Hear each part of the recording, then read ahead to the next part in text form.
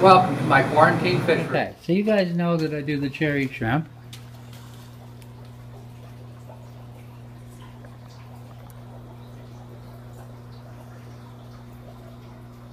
I got some in here that are such an incredible red because they got all the natural food to eat. There's a couple right there.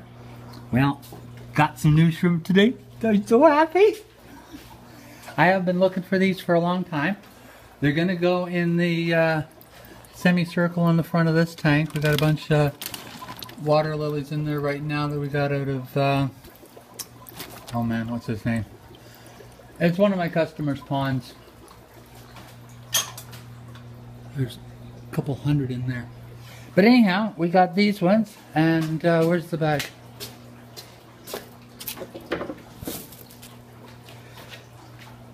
Okay, I don't know how to pronounce it, but it's Opaeula. Opaeula. They're Hawaiian volcanic shrimp, Hawaiian fire shrimp, Halocaridina rubra.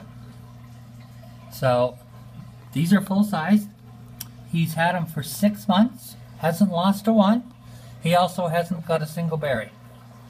Not a single female laid eggs and carried them, but he thought he had the salinity at 1.008. I get it at 1.005 and a half. That's on the Coral Life Deep 6.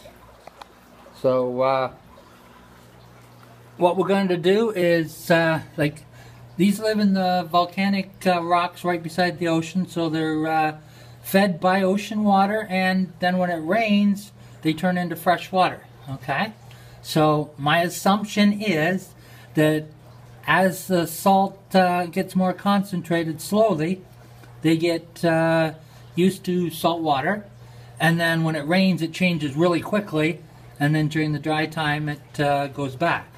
So what we're going to do is we're dripping them into water of the same salinity, 1.005 and a half, and we're going to crank the air and let it evaporate.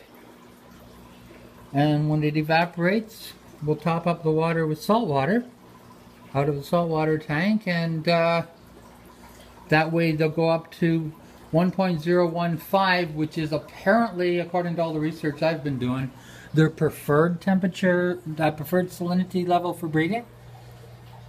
Now, some people have had them full strength freshwater, some people had them full strength saltwater. Apparently the people that had the most luck keeping them alive didn't go to the full salt water. So I'm just going to go to 15 and see what happens. As you can tell, we're dripping them slowly because well, there's 20 of them in there, and they're $3 a piece, so we don't want to lose any of them.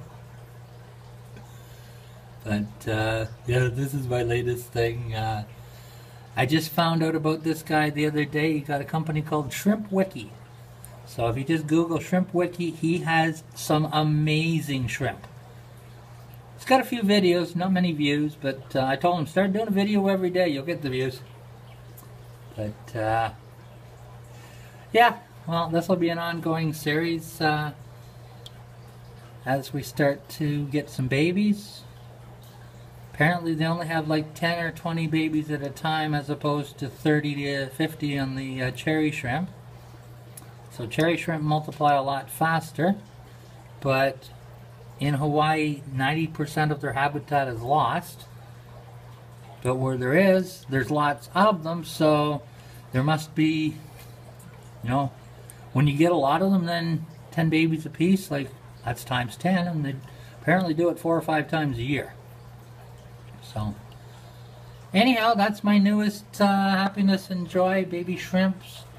Like, see, the biggest ones in there are full grown already at about a ½ inch, and in the sunlight they're bright red. The baby ones are not as bright, but the smaller ones. And we're going to feed them a mixture of plant material, oak leaves, stuff like that. There's all my water lilies. See, I went out to the guy's pond last week, so